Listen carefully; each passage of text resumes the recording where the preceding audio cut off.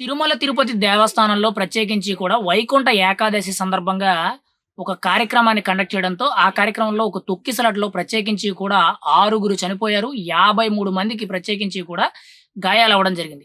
ఈ నేపథ్యంలో అప్పటినుంచి కూడా రాష్ట్ర రాజకీయాల్లో చాలా పెద్ద దుమారమే రేపిందని మనమైతే చెప్పుకోవచ్చు. అయితే దాని మీద కూటమి ప్రభుత్వం తరపు నుంచి డిప్యూటీ సీఎం పవన్ కళ్యాణే కానీ, ఇటు సీఎం చంద్రబాబు నాయుడు గారు గాని, ప్రభుత్వ అధికారులందరూ కూడా స్పందించడం జరిగింది. మెయిన్‌గా పవన్ కళ్యాణ్ గారు క్షమించండి అని చెప్పి క్షమాపణలు కూడా చెప్పడం జరిగింది.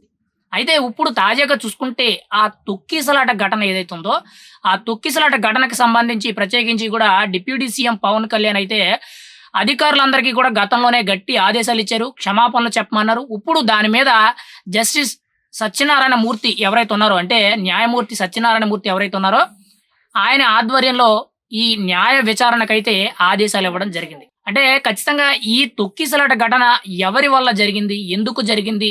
ఎవరి నిర్లక్ష్యం వల్ల ఈ ఘటన అనేది జరిగిన దాని మీద పూర్తి ఆదేశాలతో న్యాయ విచారణ అనేది చేపట్టడం అయితే జరుగుతుంది. పవన్ కళ్యాణ్ గారైతే ఖచ్చితంగా ఈ ఇష్యూనైతే వదిలే సమస్య లేదనేటట్టు మనకు చాలా క్లియర్ కట్‌గా తెలుస్తుంది.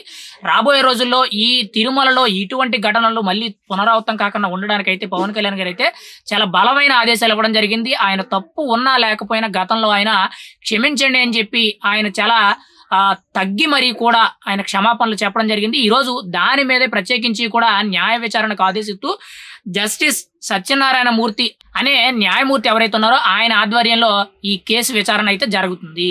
ఈ ఘటన మీద పూర్తి విచారణ అనేది జరిపించి ప్రత్యేకించి కూడా సంబంధిత దోషులు ఎవరైతే ఉన్నారో వాళ్ళందరినీ కూడా శిక్షించడానికైతే డిప్యూటీ సీఎం పవన్ కళ్యాణ్ గారు అయితే ఆదేశాలు ఇవ్వడం జరిగింది. రాబోయే రోజుల్లో ఈ కేసు ఏదైతే ఉందో దానికి సంబంధించిన పూర్తి వివరాలన్నీ కూడా బయట పెట్టడం జరుగుతుంది. ఇప్పటికే కూడా దానికి సంబంధించిన కొంతమంది అధికారులైతే డిప్యూటీ సీఎం పవన్ కళ్యాణ్ గారే గాని, సీఎం చంద్రబాబు నాయుడు గారు గాని వీళ్ళిద్దరూ కూడా అధికారులనైతే సస్పెండ్ చేయడం జరిగింది. ఈ కేసు మీద పూర్తి విచారణ అనేది చేసిన తర్వాత పూర్తి వివరాలనేవి బయటకు వెల్లడించడం జరుగుద్ది. రాబోయే రోజుల్లో తిరుమలలో ఇలాంటి ఘటనలనేవి మళ్ళీ పునరావృతం కాకుండా రాష్ట్ర ప్రభుత్వం అయితే చాలా కఠినమైన చర్యలు తీసుకునే అవకాశం అయితే మనకి పూర్తి స్థాయిలో తెలుస్తుంది.